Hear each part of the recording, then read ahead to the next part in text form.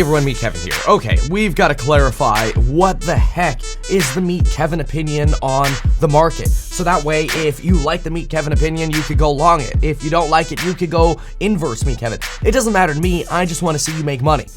So, let's be clear.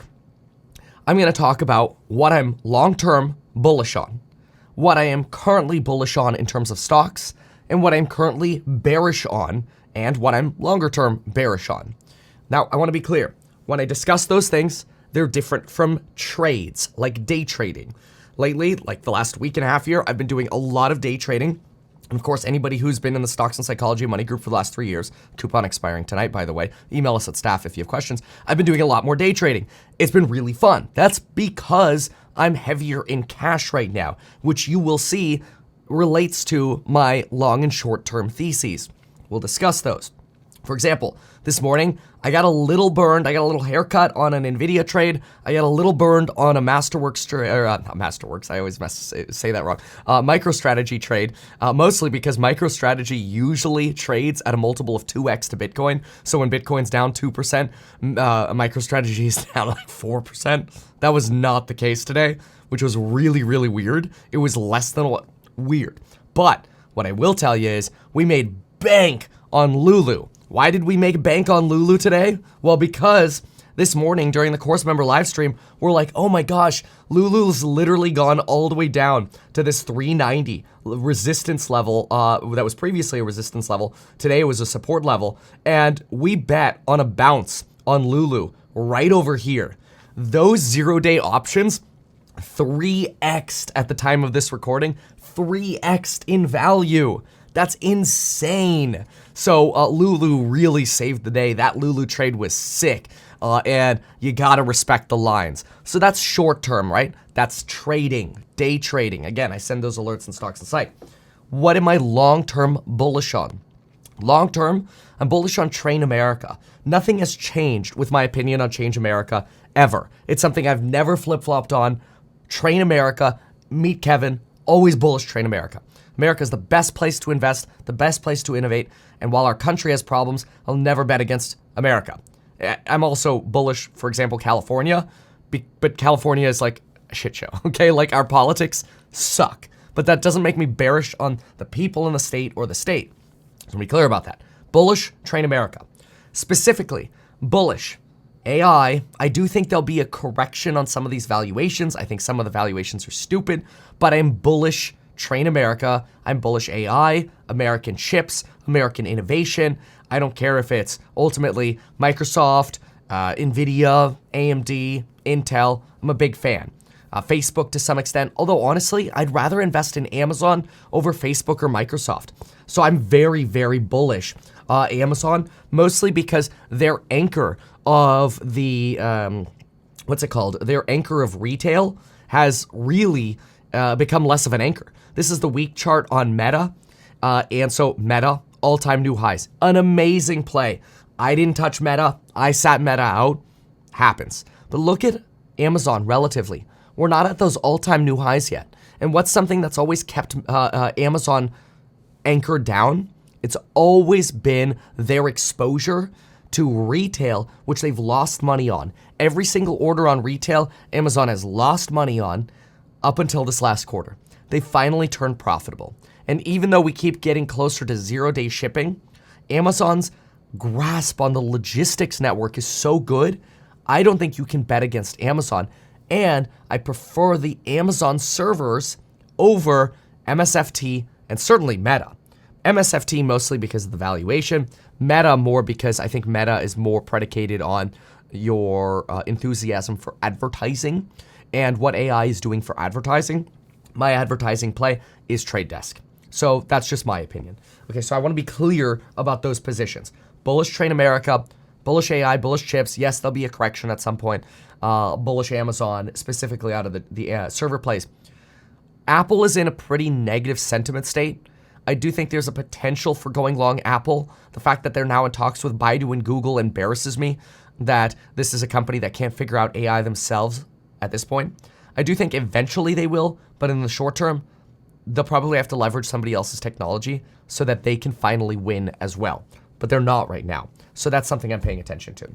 Now, this is Lulu. I'm watching Lulu. Part of me wants to see a correction intraday so I could go long this again, though I probably wouldn't go long 0 days again if I go long Lulu. I'd probably go long for a next week at this point because we're getting way too close to market close for a 0 day, unless, of course, you go in the money. Now, what am I bearish on at the moment? So I want to be crystal clear here. I am bearish small caps because they are interest rate sensitive. High debt, high interest exposure, small caps are bearish because of their interest rate sensitivity. I'm also bearish interest rate sensitive. That is a flip. I have flipped on interest rate sensitives. I previously thought the best way to take advantage of the Nike swoosh recovery, which is literally what we've been seeing, the volatile Nike swoosh. I previously thought the best way to take advantage of it was by exposing yourself to interest rate sensitives, because as people realized and came to realize that inflation would go away, we'd start pricing in Fed rate cuts, and we would end up getting interest rate sensitives outperforming other stocks. The opposite was true. Interest rates have stayed way higher for way longer, and it wasn't actually the interest rate sensitives that led the way. It was those with positive revenue growth, specifically your AI plays and anything that has touched AI. So that was a mistake. But I have, at least for the near term, gone bearish on interest rate sensitives because I don't actually think we're going to get 3 interest rate cuts this year. And so while I'm not interested in chasing, for example, Nvidia at these levels, it's hard for me to be bearish Nvidia. I think Nvidia is a true cash flow king right now, and I think Amazon is next up. They might be the next true AI play, robotics play, data play, everything play. So they're exciting for me for something that could actually extend well above the levels that they're currently on. That's just my take. I could be wrong.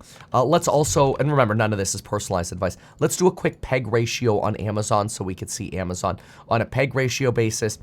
And let's see here. So Amazon right now, we're sitting at projected EPS of $5. That puts the stock trading at $5.07, a 35 PE ratio. That is looking forward to the end of 2024. So it's an FPE, right? A forward PE of 507. And then what we're going to do is we're going to take the average growth rate of 2296, 1806, 2736, 11.5 over the next 4 years. That brings us to about a 20% average annual growth. It's 19.97 to be exact. And so if I divide that 35 PE ratio by roughly 20, we're sitting at a peg of about 1.75 for Amazon. I personally think that is reasonable. Again, it's my opinion. This is not a research report for you to base investment decisions on. It's just something that I'm paying attention to. So I'm paying attention to Amazon. I'm personally not enthused about paying attention for a long play. All of the other retailers, especially... Excuse me. One of the reasons you have problems, potentially, like this downtrend in Lulu or in Nike, is because of what's going on in China.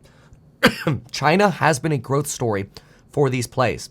But the problem that you're actually getting is that some of these companies that have high exposure to China are not getting the same preferential treatment that we've previously seen American companies get in China. The welcoming mat is not coming out as easily anymore. Look, for example, at Tesla this morning. Giga Shanghai production's been reduced. BYD is a substantial competition in China for Tesla. The Model 3 and Y had their production reduced to 5 days instead of the usual 6.5 in China. That also implies production is deliveries are weak in Europe, since China is a very strong export market for Tesla. They're maintaining their 2 11.5-hour shifts, and this production of days, though, did change early March, and there's been no indication of when we're going to go back to normal. We're even reducing battery workshop production, who have faced longer productions over shutdowns over at Tesla. Part of that is going to be due to, specifically, China. Part of that is going to be due to interest rate sensitivity. So that's where my head is on interest rate sensitives and small caps. I'm also a little bit bearish on bonds. Let's take a look at the 10-year. So ordinarily, I'm a big fan of going long bonds when I think interest rates are going to come down, because I think bond values will go up as interest rates come down. But I think we have to unprice really cuts until September. So in the short term, I'm not interested in going long bonds. I'd rather grab money markets, which right now you could grab VUSXX, I think it is. Yeah, the Vanguard Treasury Money Market Fund. Okay, VUSXX right now has a 7-day SEC yield of 5.29% with an expense ratio of 9 bips. Why would I bother going long a bond when we're potentially going to unprice some of these cuts that are currently priced in? So that's my theory. Again, I always want to be clear with where I stand. My goal is not to always be right. My goal is just to be transparent with my opinion, and sometimes I'm wrong. I was right about chips. I made a massive bet on chips in November of 2022. We were right about that. Did trim a little bit early. Wish I didn't. Still exposed well to chips though. And that's helped my portfolio stay diversified to where I'm not so exposed to the interest rate sensitives, which have been a daggone anchor. And that sucks because I love companies in the interest rate sensitive space. The time's just not right for them now. I'm much more interested in the next phase of where AI profits come from. And my belief is that the biggest beneficiaries of AI and robotics in the near term are going to be logistics, FedEx, UPS, Amazon, factory line work, ergonomics, efficiency, robotics. That's Amazon hands down. Maybe individual robotics companies as well. I did invest in a robotics startup company, and they might actually be coming to our event in June. So TBD on that, but our event in June is June 21st to 23rd. But most importantly, remember that the prices on all the courses with lifetime access to the course member live streams, no risk of you having to ever pay a dime for those. Those prices go up today at 11:59 p.m. And keep in mind that the Stocks and Psychology of Money group is the group that comes with the buy-sell alerts. If you have questions for bundling these together, send us an email at staff@meetkevin.com, and we'll see you in the next one. Thanks. Goodbye. Advertise these things that you told us here. I feel like nobody else knows about this. We'll try a little advertising and see how it goes. Congratulations, man. You have done so much. People love you. People look up to you. Kevin Paffrath there, financial analyst and YouTuber. Meet Kevin. Always great to get your take. Even though I'm a licensed financial advisor, licensed real estate broker, and becoming a stockbroker, this video is not personalized advice for you. It is not tax, legal, or otherwise personalized advice tailored to you. This video provides generalized perspective, information, and commentary. Any third-party content I show shall not be deemed endorsed by me. This video is not and shall never be deemed reasonably sufficient information for the purposes of evaluating a security or investment decision. Any links or promoted products are either paid affiliations or products or services we may benefit from. I also personally operate an actively managed ETF. I may personally hold or otherwise hold long or short positions in various securities, potentially including those mentioned in this video. However, I have no relationship to any issuer other than househack, nor am I presently acting as a market maker. Make sure if you're considering investing in househack to always read the PPM at househack.com.